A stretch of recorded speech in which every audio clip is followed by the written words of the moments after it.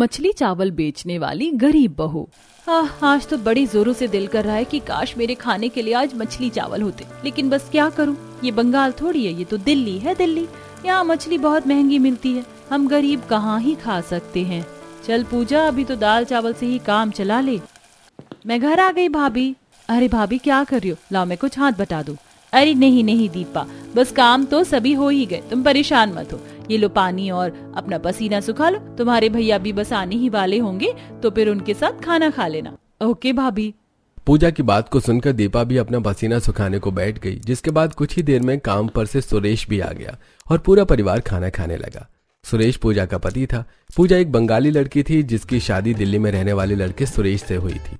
उसके सास ससुर बिहार में रहते थे और पूजा की नंद और पति परिवार से दूर दिल्ली में काम और पढ़ाई की खातिर रह रही थी। पूजा भी उनका ख्याल रखने को दिल्ली में ही रहती थी। पूजा, थोड़ी सी दाल डाल दो। जी हाँ डालती हूँ। आप इतनी कम दाल क्यों खा रहे हो, ठीक से डलवाओ ना। क्या बात है जी, बड़ी थके थके लग रहे हो। अरे कुछ नहीं। नहीं भैया कुछ तो है, आप कभी इतने परेशान नजर नहीं आए, बताओ ना कि क्या बात है। अरे बस क्या बात होगी, गरीबों का तो एक जैसा ही रोना है, घर की टेंशन। अब भी देखो मालिक ने धीरे धीरे करके 3 घंटे काम के बढ़ा दिए हैं और पैसे पर कोई फर्क नहीं है।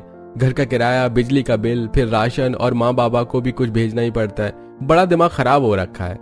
भैया आप क्यों परेशान होते हो, आप हम सभी के लिए काम कर तो रहे हो और ऊपर वाला भी ये देख रहा है, तो आप बस मेहनत करो, सब कुछ भगवान जी करवा देंगे। सही बोला तूने छोटी, अब तो तू भी समझदार हो गई है काफी। वैसे मैं किसी और काम की तलाश में भी लगा हुआ हूँ, कोई दूसरा काम मिल जाए तो मैं ये काम छोड़ दूंगा। सुरेश ने ऐसे बोलकर बात को खत्म कर दिया।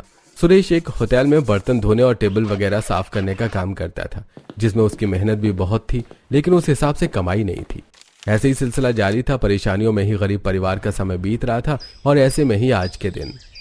चलो कपड़े तो धुल गए, अब जल्दी से जाकर इनको सुखा कर भी आ जाती हूँ। दीपा और सुरेश जी के आने में अभी वक्त है, तो नीचे आने के बाद खाना बना लूंगी। पूजा अपनी छत पर कपड़े सुखाने को जा रही थी कि तभी वहां पर उसकी पड़ोसन मेघा आई। अरे पूजा सुनो। अरे मेघा इतनी डरी हुई क्यों हो, क्या बात है। पूजा प्लीज पहले तुम बैठो। अरे बताओ तो सही कि क्या बात है। सुरेश भाई साहब है ना, वो उनके ऊपर काम करते वक्त अलमारी गिर गई। क्या? कहाँ है अलमारी, कैसी अलमारी? तुम मुझसे झूठ बोल रही हो ना मेघा। अरे संभालो खुद को पूजा बहन, मेरे पति है ना, वो उनको हॉस्पिटल लेकर गए हुए हैं, वो लोग बस आते ही होंगे। मुझे सुरेश जी के पास जाना है, मुझे उनके पास ले चलो। अरे वो बस आने वाले हैं, संभाल खुद को पूजा। पूजा सुरेश के चोट लगने की खबर सुनकर आपे से बाहर होने लगी। मेघा ने उसे कैसे कैसे संभाला, जिसके बाद कुछ देर बाद ही सुरेश को मेघा का पति राम पकड़कर घर ले आया। सुरेश के सिर पर पट्टी थी, एक हाथ टूट गया था और एक पांव में भी चोट थी। सुरेश जी यहाँ बैठिए, ये क्या हो गया जी, कैसे लगी आपको इतनी चोट? अरे पूजा बहन, वो तो शुक्र मनाओ कि उस वक्त मैं रेस्टोरेंट में था, नहीं तो सुरेश को कोई देखता भी नहीं। मैं बताता हूँ कि ये चोट इसको कैसे लगी। राम राम सुरेश जी। राम राम। बड़ी मेहनत करते हो वैसे तुम इस रेस्टोरेंट में। इसी मेहनत से तो घर चल रहा है। लगता है कि आज तुम्हारी मिसेज ने तुम्हारा नाश्ता नहीं करवाया, तभी तो सुबह सुबह रेस्टोरेंट में खाने आए हो। अरे नहीं नहीं भैया, वैसे सुरेश इस दाल में जरा सा नमक कम लग रहा है। नमक कम है? देखो टेबल पर नमकदानी में नमक होगा। अरे ये तो खाली है, लाओ मैं इसको भरकर लाता हूँ। सुरेश ऐसे बोलकर अलमारी से नमक लेने को चला गया। नमक का डिब्बा काफी ऊपर था और बड़ी सी अलमारी पूरी सामान से भरी हुई थी। जैसे ही सुरेश ने नमक उतारने की कोशिश की तो अलमारी ही उसके ऊपर आ गिरी और भारी अलमारी के नीचे सुरेश दब गया। तो ये सब ऐसे हुआ था। उस वक्त रेस्टोरेंट के मालिक एक रेस्टोरेंट में नहीं थे, बस मैं ही था। मैंने कैसे कैसे सुरेश को अलमारी के नीचे से निकाला और फिर जल्दी से इसकी मरहम पट्टी करवाई। राम जी ने मेरे पास ही तो फोन किया था, पता है मेरा तो राम जी की बात को सुनकर दिल भी दहल गया था। अच्छा पूजा बहन, अभी भी भगवान का शुक्र करो कि बस चोट ही आई है, मैं चलती हूँ। राम और मेघा दोनों पूजा के घर से आ गए। पूजा वहीं सुरेश के पास बैठ गई। सुरेश जी क्या हो गया ये सब? पूजा, अब हमारे घर का क्या होगा? कितने खर्चे हैं, सब कैसे पूरे होंगे? मुझे तो डॉक्टर ने 6 महीने का बेड रेस्ट बता दिया है। सब हो जाएगा, आप चिंता ना करें। मैं घर आ गई भाभी। भाभी आपको पता है मेरा ना प्रैक्टिकल है और उसमें मुझे फाइल बनानी है, मुझे फाइल के लिए 200 रुपए चाहिए। भाभी आप सुन, हे भगवान भैया। दीपा भी सुरेश को देखकर हैरान रह गई और वो उसके पास भागती हुई आई। भैया क्या हो गया? ये तुम्हारे भैया मौत के मुंह से निकल कर आ रहे हैं, इतनी ज्यादा चोट। भाभी मुझे कुछ तो बताओ। दीपा के बार बार पूछने पर पूजा ने उसे भी सारी बात बताई। अब पूरे परिवार का दिमाग परेशान हो रहा था। दीपा ने फोन पर बात करके अपने माँ बाप को भी इस बारे में बताया। माँ पता है भैया को बहुत ज्यादा चोट लग गई है, मुझसे तो उनकी ये हालत देखी ही नहीं जा रही है। बच्चों अगर सुरेश को ज्यादा चोट लग गई है तो फिर तुम दिल्ली में मत रहो, यहाँ बिहार आ जाओ। वैसे भी अपनी जगह अपनी ही होती है। क्या माँ, लेकिन फिर मेरी पढ़ाई का क्या? जब तेरा भाई ही सही नहीं है तो फिर कौन सी पढ़ाई? हाँ, मुझे माँ के पास जाना है, चलो बिहार चलते हैं। आपको माँ के पास जाना है, ठीक है सुरेश जी, हम सभी कल चलेंगे वापस से बिहार। वैसे भी दिल्ली में करने को हमें आसानी से कोई काम नहीं मिलेगा और फिर परेशानी में तो परिवार ही सहारा बनता है। पूजा ने फैसला कर लिया था कि अब वो दिल्ली में नहीं रहेंगे। उसने दीपा के साथ मिलकर सारा जरूरत का सामान बांधा और अगली सुबह होते ही वो ट्रेन से दिल्ली से बिहार जाने को निकल गए। वैसे बहुत वक्त के बाद हम लोग बिहार जा रहे हैं ना। मैं तो पहली बार ही बिहार को जा रही हूँ। बिहार तो वो जगह है जहाँ मैं पैदा हुई थी। भाभी यकीनन आपको भी बिहार बहुत ज्यादा पसंद आएगा। दोनों नंद भाभी ऐसे ही बातें करते हुए सफर कर रही थी। कुछ ही देर में वो लोग दिल्ली से बिहार पहुंच गए, जहां फिर ऑटो में बैठकर पूजा अपने बिहार वाले घर तक पहुंची। वाह, ये हमारा घर है, अच्छा है। माँ, मेरी प्यारी माँ। नमस्ते माँ जी और बाबा। नमस्ते बहू। अरे मेरा प्यारा बेटा, मेरा बेटा, कितनी चोट लग गई। मेरा इकलौता घर को चलाने वाला बेटा, कितनी चोट लग गई। ऐसे सच्ची बोलते हैं भगवान जी, गरीबों को दुख बड़े बड़े देते हैं। बहू आजा, अंदर आजा। सुमित्रा अपनी बहू और बच्चों को लेकर घर के अंदर चली गई, जिसके बाद उसने अंदर जाते ही पूजा की आरती की। बहू, मैंने सोचा हुआ था कि जब मेरी बहू यहाँ आएगी मैं उसका बड़े ही अच्छे से स्वागत करूंगी, लेकिन बस हालात देखो कि कैसे भगवान ने मेरे बहू बेटे को घर भेजा है। कोई बात नहीं माँ जी, आपको देख लिया तो बस स्वागत समझो, सबसे ज्यादा अच्छे से हो गया। तो भीना बहू बड़े ही अच्छे से बात करती है। अच्छा बता कि तू क्या खाएगी? आज दोपहर को फिर वही बना लेंगे। माँ जी, जो भी हैसियत के हिसाब से मिल जाए वही खा लेंगे। तो भीना बहुत ज्यादा सोचती है। चल आजा मेरे साथ बाजार चल, इस बहाने तू बिहार का बाजार भी देख लेगी और मैं खाने का सामान भी ले आऊंगी। जी माँ जी, चलिए मैं तैयार हूँ। पूजा की बात सुनकर सुमित्रा बस मुस्कुरा दी और दोनों सास बहू बिहार की सड़क पर निकल गई। माँ जी, यहाँ की सड़कों पर तो बहुत कम रश है, रास्ते भी खुले खुले हैं। वो इसीलिए बेटा क्योंकि ये दिल्ली नहीं, दिल्ली की सड़कें तो बहुत भरकर चलती हैं, लेकिन बिहार दिल्ली से बहुत अलग है। वो तो दिख ही रहा है। और माँ जी, यहाँ पर एक चीज भी देखने वाली है। यहाँ पर हर थोड़ी दूरी पर ज्यादातर मछली की चीजें बिक रही हैं, वरना दिल्ली वाले तो मोमोज को लेकर पागल रहते हैं। सही बोला बहू, दिल्ली में मोमोज की अलग ही वैल्यू है। अगर भिखारी भी जरा से पैसों का इंतजाम करके दिल्ली में मोमोज बेच लेना बहू, तो वो भी करोड़पति हो जाएगा। ऐसे ही बिहार में मछली खाते हैं, देख इस रेडी पर कितनी भीड़ है, यहाँ मछली के पकौड़े मिलते हैं। हाँ माँ, खुशबू ही बता रही है। वैसे मैं तो मछली की बहुत बड़ी दीवानी हूँ। माँ जी, यहाँ मछली इतनी खाई जाती है तो जाहिर है कि मछली यहाँ सस्ती भी मिलती होगी, क्योंकि बंगाल में भी मछली सस्ती मिल जाती है। तो कैसा रहेगा अगर आज हम मछली चावल बनाकर खाएं? बहू बहुत ही अच्छा, मेरा तो सुनते ही दिल कर गया गर्मा गर्म मछली चावल खाने का। मेरा भी काफी दिनों से बंगाली मछली चावल खाने का दिल हो रहा है। चलो तो माँ, हम मछली और चावल ही लेकर चलते हैं। आज आपकी बहू आपको खाना बनाकर खिलाएगी। पूजा की बात को सुनकर सुमित्रा बस मुस्कुरा दी। बस फिर क्या था, उन्होंने मछली और चावल लिए जो कि ज्यादा महंगे भी नहीं आए, और फिर घर आकर पूजा ने मछली चावल बनाना शुरू कर दिया। शुरुआत में तो मछली के अंदर से बड़ी अजीब सी बास फैलने लगी। भाभी क्या बना रही हो? सारी नाक के बाल जलने को तैयार है। मैं मछली चावल बना रही हूँ, थोड़ी देर को ये बदबू झेल लो। अभी जब ग्रेवी बन जाएगी तो मैं मछली को इसमें मिला दूंगी, फिर यही बदबू खुशबू बनकर उड़ेगी। पूजा की बात सुनकर सभी ने अपनी नाक ढक कर 5 मिनट गुजारे और 5 मिनट के बाद में वही बदबू खुशबू में बदल गई। वाह, मछली की खुशबू। एक अरसे के बाद ऐसी खुशबू सूंघ रहा हूँ। भाई वाह, बहुत ही अच्छी खुशबू आ रही है। मन कर रहा है कि बस जल्दी से खा लूं ये मछली चावल। बस समझो बन ही गए मछली चावल। बनते ही सभी खा लेना, ये गर्मा गर्म ही अच्छे लगते हैं। बहू हम तो इंतजार में बैठे हैं। अभी सुमित्रा ने ऐसे बोला ही था कि तभी वहां पर उसकी पड़ोसन भी आ गई। राम राम सुमित्रा बहन। अरे सुमित्रा बहन, बहू ले आई हो दिल्ली से और बताया तक नहीं। आओ आओ बैठो शालिनी और शांता बहन, बस अभी कुछ घंटों पहले ही तो आई है बहू और आते ही रसोई में लग गई। अच्छा, तो ये सारे मोहल्ले की खुशबू तुम्हारी बहू के खाने की उड़ रही है।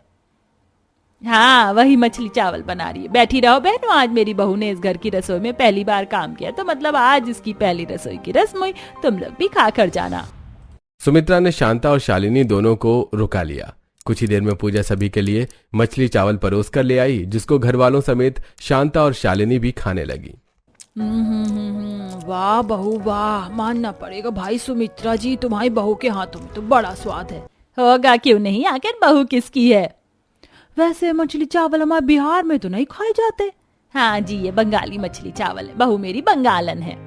तभी तो बहुत ही अच्छे मछली चावल बनाए बहू ने सुमित्रा जी। लो बहन, बहू को हमारी तरफ से शगुन दे देना। शालिनी और शांता दोनों ने खुशी में पूजा को शगुन दिया। उनके जाने के बाद परिवार वालों ने भी मछली चावल खाए, जो कि उनको भी बहुत ही ज्यादा पसंद आए। भाभी ये तो बहुत ही ज्यादा टेस्टी है। आप ये बताओ कि आप ये मछली चावल दिल्ली में क्यों नहीं बनाती थी। क्योंकि वो दिल्ली थी और मुझे पता था कि वहाँ पर मछली सस्ती नहीं मिलेगी, बस इसीलिए मैंने कभी भी वहाँ मछली चावल बनाने की बात नहीं की। लेकिन भाभी सच में ये बहुत ही ज्यादा टेस्टी है। अगर किसी रेस्टोरेंट में हम बेचे ना तो सच में ये मछली चावल बहुत ही धड़ल्ले से बिकेंगे। ऐसा क्या। अरे माँ जी आइडिया।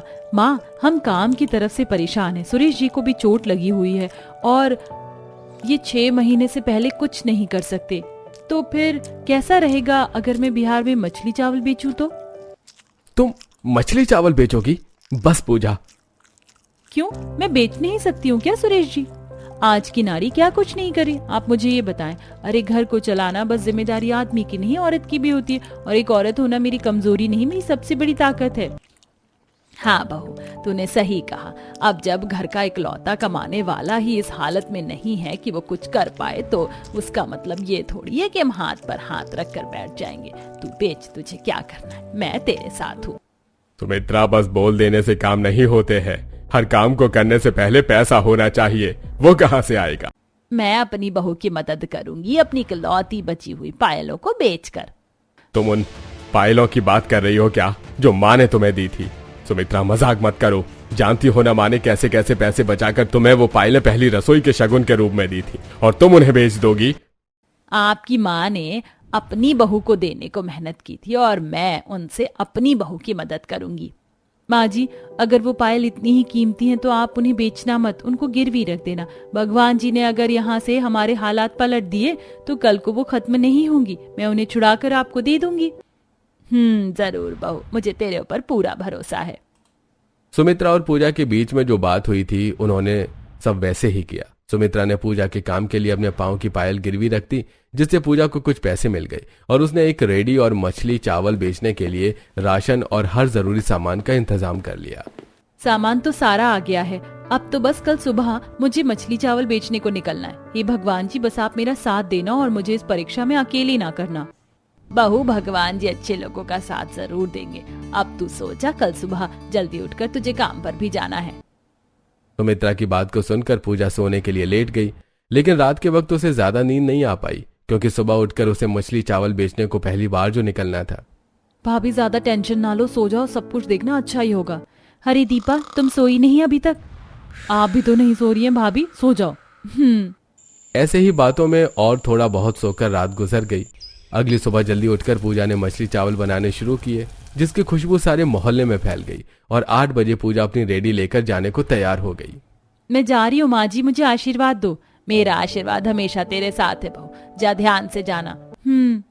अपनी सास से आशीर्वाद लेकर पूजा अपनी रेडी लेकर मछली चावल को बेचने के लिए निकल आई, और आकर वो एक रोड पर अपनी रेडी लेकर खड़ी हो गई, जहां बाकी और कई सारी रेडियां लगी हुई थी।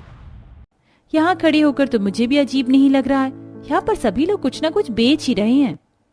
पूजा को लगा कि उसकी रेडी सही जगह पर लग गई है, लेकिन किस्मत को कुछ और ही मंजूर था।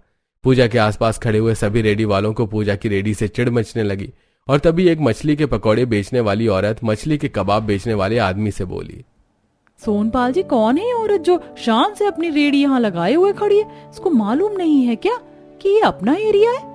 अरे ये तो मैं भी देख रहा हूँ कि ये एकदम से कौन घुस आया है।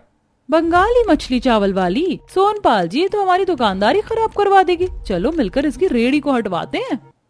हाँ जी सही है। सोनपाल और शिखा दोनों जलते हुए पूजा की रेडी पर आ गए, जहाँ पूजा मछली चावल गरम कर रही थी। अरे आइए आइए, स्वागत है। आपको मछली चावल की फुल प्लेट दूं या हाफ प्लेट? अरे बहन, ज्यादा मासूम ना बनो और यहाँ से अपनी रेडी हटाओ। चलो कहीं और को ले जाओ। क्यों? आपको क्यों हटवाना है मेरी रेडी को? क्योंकि ये हमारे बेचने की जगह है और कोई भी यहाँ ऐसे ही नहीं घुस सकता, इसलिए। ऐसा किसने बोला? मैं यहाँ किसी की जागीर पर नहीं, सरकारी जमीन पर अपनी रेडी लगाई हुई हूँ और हर भारतीय कहीं भी रेडी या कुछ भी लगा सकता है। देखो, ज्यादा हमें नियम कानून मत सिखाओ, समझ आया? ये जगह हमारी है और हम यहाँ अपनी रेडी लगाते हैं, इसलिए हम तुमको यहाँ कुछ नहीं बेचने देंगे। अरे पर लेकिन क्यों? मैं यहाँ कुछ भी क्यों नहीं बेच सकती हूँ? अभी तो मेरी रेडी पर कोई आया भी नहीं है, सभी आपकी ही रेडियो पर आए जा रहे हैं। अगर हम यहाँ खड़े होकर 4 पैसे कमा भी लूंगी तो उससे आपको क्या कमी आ जाएगी? और ग्राहक देना तो भगवान जी का काम है ना। अरे समझ में नहीं आती है क्या बात? बोला ना, यहाँ से जा तो बस जा। क्यों बहसबाजी में लगी हुई है? चाहती है क्या कि तेरी रेडी पलट दे? ठीक है, मेरी रेडी ना पलटना, मैं यहाँ से जा रही हूँ। मैं अपने काम के पहले ही दिन कोई दंगा नहीं चाहती हूँ। भगवान जी मुझे कोने में भी ग्राहक देंगे। पूजा ने शांति का दामन थामे हुए वहां से जाने का मन बना लिया। पूजा को समझ नहीं आ रहा था कि अब वो कहाँ रेडी लगाई, इसलिए वो एक मोहल्ले में चली गई और वहां पर उसने मछली चावल बेचने शुरू किए। चावल ले लो, मछली चावल गर्मा गर्म। भगवान, कहते हैं कि वो तो चींटियों को पत्थर में भी खाना देते हैं, मेरे लिए ग्राहक भी वही भेजेंगे। पूजा आस लगाए हुए ग्राहकों के आने का इंतजार करने लगी। कुछ ही देर के बाद मोहल्ले के 1-2 घरों से औरतें आई और पूजा से मछली चावल खरीदने लगी। हाँ जी बोलिए, आपको कितने मछली चावल देने हैं? मुझे बहन, मुझे 4 लोगों के लायक मछली चावल चाहिए। तुम खुद ही बता दो कि कितने सही रहेंगे। तो आप 4 फुल प्लेट ले लो। वैसे भी बंगाली मछली चावल एक इंसान 1 प्लेट तो खा ही लेगा। ठीक है, तो तुम मुझे 4 प्लेट ही दे दो। वैसे मछली चावल स्वादिष्ट तो होंगे ना? मेरा मतलब, हमने कभी बंगाली मछली चावल खाए नहीं है, तो हमें बिहार का स्वाद ही अच्छा लगता है। हाँ जी, बहुत अच्छे होंगे, आप लेकर जाओ। देखना आप कल भी आओगी। लाओ तो फिर मुझे दे दो मछली चावल, देखते हैं बंगाल का स्वाद। शोभा पूजा से 4 प्लेट मछली चावल लेकर चली गई। ऐसे ही मोहल्ले में जितने भी घर थे सभी ने पूजा से मछली चावल खरीदे और फिर दोपहर के बाद से पूजा के पास ग्राहक आने बंद हो गए। सुबह से दोपहर तक तो मेरे पास काफी ग्राहक आए हैं, लेकिन अब तो कोई भी नहीं आ रहा। शायद मोहल्ले के सभी घरों से मुझसे लोगों ने मछली चावल खरीद लिए। कोई नहीं, मैं यही इंतजार करती हूँ, हो सकता है कि कोई बाहर का भी आ जाए। पूजा ने दोपहर से शाम तक इंतजार किया, लेकिन कोई भी उसके पास मोहल्ले से बाहर का ग्राहक नहीं आया। उसके काफी सारे मछली चावल बच भी रहे थे। सूरज डूब गया है, अभी तक तो कोई नहीं आया, तो अब क्या ही आएगा। मुझे घर चलना चाहिए अब। हेलो हेलो भाभी, कहाँ रह गई आप? घर आ जाओ, सभी इंतजार कर रहे हैं। हाँ दीपा, बस मैं आने की ही तैयारी कर रही थी। अभी काफी सारे मछली चावल बच गए तो मैंने छोड़ कर ही आ जाऊं क्या?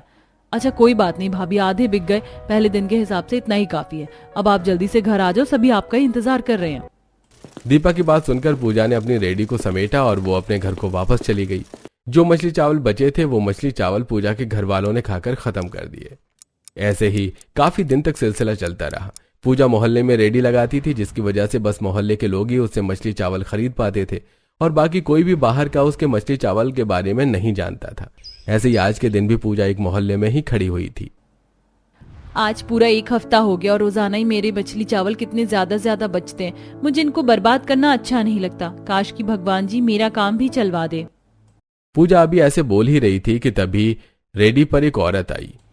आइए आइए, कितने मछली चावल दूं? आज तो मुझे 2 किलो मछली चावल चाहिए। क्या है ना, आज मेरे घर पर मेहमान आ रहे हैं। ओह अच्छा, वैसे एक बात पूछूं बहन, तुम सारा रोड और चलता हुआ रास्ता छोड़कर यहाँ गलियों में क्यों खड़ी होती? मेरी मानो तो कोई सी रोड के किनारे पर अपनी मछली चावल की रेडी लगाने लगो। देखना तुम्हारी दुगनी कमाई हो जाएगी। इस मोहल्ले में है ही कितने घर, छोटा सा मोहल्ला है, उसमें से कुछ लोग तुमसे मछली चावल लेते हैं। अच्छा ऐसा है क्या? पूजा शोभा की बात को समझ रही थी। उसने उसकी बात को सुना और फिर उसने देखा कि उससे मोहल्ले के बाहर का कोई भी मछली चावल लेने नहीं आ रहा था, जिससे कि उसे काफी बुरा लगा। और रात को जब वो अपने घर को लौटी तो उसने इस बारे में अपने परिवार को भी बताया। अब आप बताइए कि क्या वो औरत सही बोल रही थी? हाँ एकदम सही बोल रही थी बहू। तू मोहल्ले में क्यों लगाती? तेरे मछली चावल का तो स्वाद ही ऐसा है जो लोगों के सर चढ़ बोलेगा। तू कल से रोड पर ही रेडी लगाना। अच्छा माँ जी, लेकिन मैं रोड पर लगाऊंगी कहाँ? अगर ये दिक्कत है भाभी तो चलो इसका सोल्यूशन भी अभी निकालते हैं। चलो अभी ज्यादा देर नहीं हुई तो कोई जगह देखने चलते हैं जो सुबह का टाइम वेस्ट ना हो। हाँ बहू ऐसा कर ले, रात को खाने के लिए तो मछली चावल है हमारे पास, तो तू अभी जाकर अपने लिए जगह ढूंढ कर आ जा। सुमित्रा की बात को सुनकर पूजा मुस्कुरा दी, जिसके बाद रात में दोनों नंद भाभी रेडी लगाने की जगह ढूंढने बाहर आ गए। वो अपने घर से निकलकर रोड पर गई जहाँ खूब गाड़ियां चल रही थी। देखो भाभी, इस रोड पर इधर तो काफी रेडी लगती हैं, लेकिन इधर की साइड बहुत कम लोग लगाते हैं, तो आप अपने मछली चावल यहाँ लगाना, इससे लोगों को भी दिक्कत नहीं होगी। यहाँ हम कोई दूसरी जगह नहीं देख सकते हैं क्या दीपा? भाभी ये सबसे ज्यादा चलने वाला रोड है, बात को समझो, इससे अच्छी जगह कोई और मिल ही नहीं सकती है। दीपा की बात को सुनकर पूजा रेडी पर रेडी लगाने को तैयार हो गई। बस फिर क्या था, अगली सुबह पूजा मछली चावल बनाकर मोहल्ले में नई रेडी पर खड़ी हुई, जहां सुबह से ही उसके पास ग्राहक आने लगे। अरे ये यहाँ क्या बिक रहा है? मछली चावल? आइए आइए और बंगाली स्वादिष्ट बंगाली बहू के हाथ के मछली चावल खाइए। एक बार खाएंगे तो स्वाद भूल नहीं पाएंगे और बार बार आएंगे। अच्छा, अगर ऐसा है तो मुझे भी एक प्लेट फुल मछली चावल लगा दीजिए। जी जरूर। हे भगवान तेरा शुक्र है, आखिरकार सुबह सुबह ही मेरी दुकानदारी शुरू हो गई।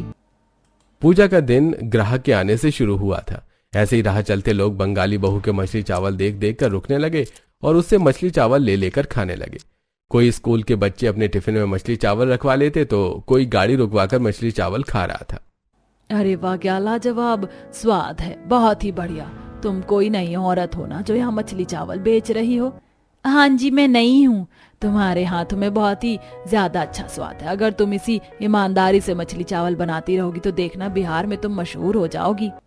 शारदा की बात ने पूजा का दिन बना दिया। आज शाम तक पूजा के सारे मछली चावल बिक गए थे और उसकी अच्छी कमाई भी हुई थी।